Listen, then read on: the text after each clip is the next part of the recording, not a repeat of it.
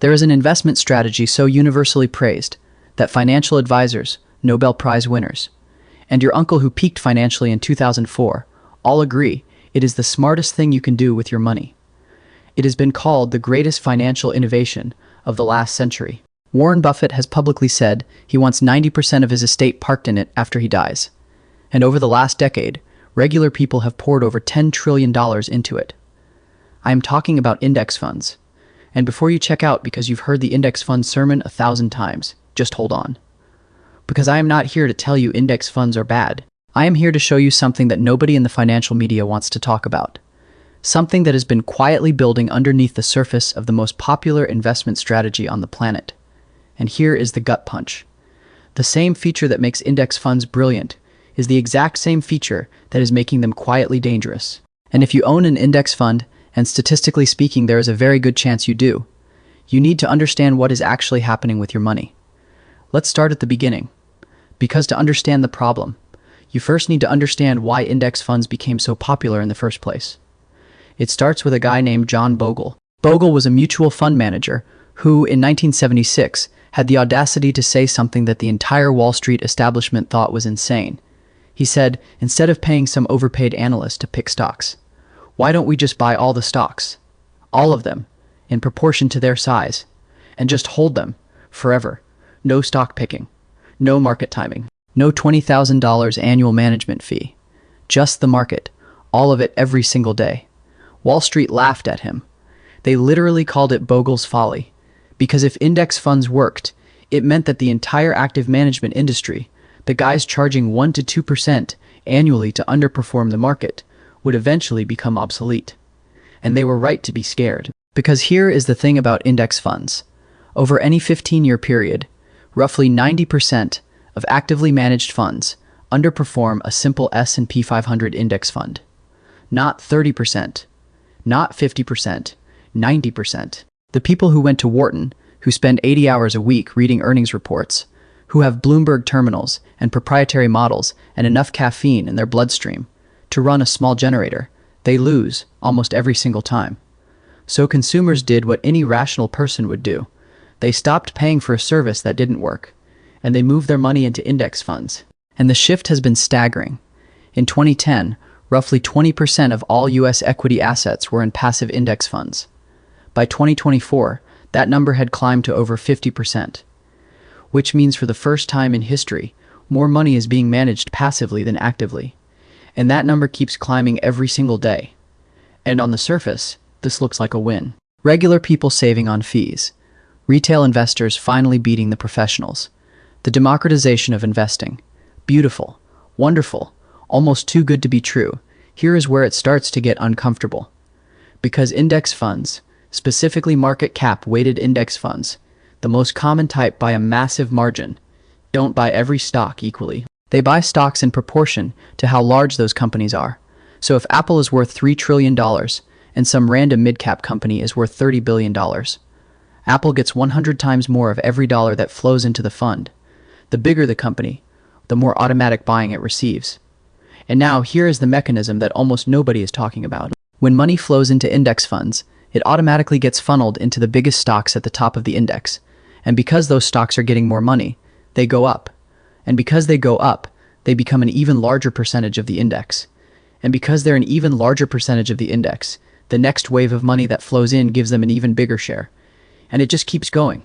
It is not a strategy. It is not analysis. It is a mechanical feedback loop with a $10 trillion engine behind it and absolutely nobody at the wheel making decisions.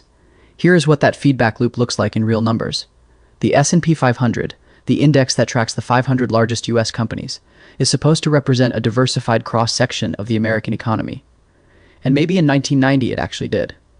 But today, the top 10 stocks in the S&P 500 make up about 37% of the entire index. The Magnificent Seven alone, 7 companies, represent over 33% of the index's total weight. And the bottom 200 companies in the S&P 500 account for less than 10% of it. So when someone tells you they're diversified because they own an S&P 500 index fund, what they actually own is a heavily concentrated bet on a handful of tech companies wrapped in the illusion of 500 stocks. That is not diversification. That is a tech portfolio wearing a costume. And it gets even weirder, because here is the part of the mechanism that should make every passive investor at least a little bit nervous.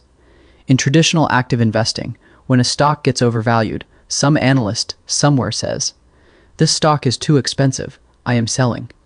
And that selling pressure creates a natural counterweight to rising prices. It is not perfect, but it is a check.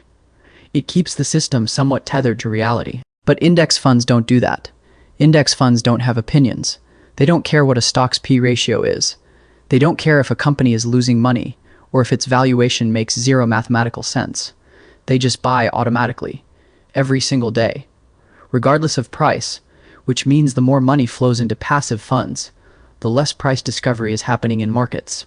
And price discovery, the process by which markets figure out what something is actually worth, is kind of the entire point of having markets in the first place. Think about what that means for a second. If 50% of the market is now being driven by automatic price, insensitive buying, then the prices you see aren't entirely a reflection of what investors think these companies are worth. They're partially just a reflection of how much money is flowing into index funds this month. This is what some economists are now calling passive investing's dirty secret. The strategy that is supposed to be the rational alternative to emotional. Speculative trading is now itself a mechanical driver of mispricing. And look, this isn't just a theory. Let's look at what happened between 2020 and 2024. During that period, index fund inflows hit record levels year after year. And what happened to the stocks at the top of the index? Nvidia went up 1,700%. Microsoft doubled. Apple nearly tripled. Were these companies growing their earnings by 1,700%? Nvidia's revenue grew significantly, but the stock's valuation expanded far beyond even that. The price moved because the machine kept buying, not purely because the business justified it. And now, here is the part that really should keep you up at night, because every feedback loop has a breaking point. What happens when the money stops flowing in? What happens when baby boomers, who represent a disproportionate share of retirement assets, start drawing down their accounts en masse to fund retirement? What happens when the economic cycle turns and people stop contributing to their 401ks? What happens when fear replaces automatic monthly deposits? Because when index fund outflows start, the same feedback loop works in reverse. The machine sells automatically, without regard to price, and the biggest stocks, the ones that got the most mechanical buying on the way up, get the most mechanical selling on the way down. And the index that everyone thought was diversified turns out to be a very concentrated, very correlated, very automatic selling machine. To be clear, I am not saying index funds are going to zero.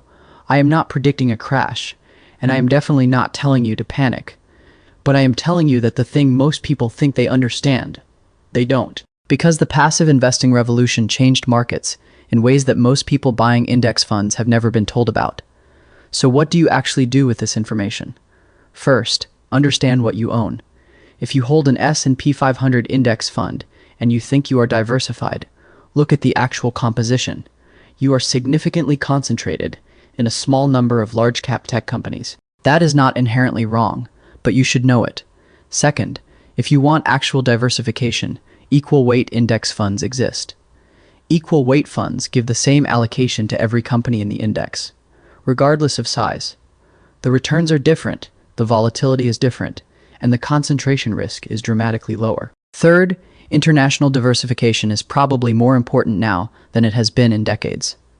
U.S. markets represent a shrinking share of global GDP, but an expanding share of global market cap. That gap doesn't close slowly. Fourth, understand that past outperformance of passive investing was in part a function of the feedback loop itself. The more people moved into index funds, the more those funds outperformed active management, because the active managers couldn't compete with the mechanical buying pressure. That dynamic may not persist forever. And finally, just think about the incentives. The index fund industry earns fees based on assets under management. More money in means more revenue. There is no institutional incentive to tell you that the strategy might be building structural risk, so they don't. Markets don't fail all at once.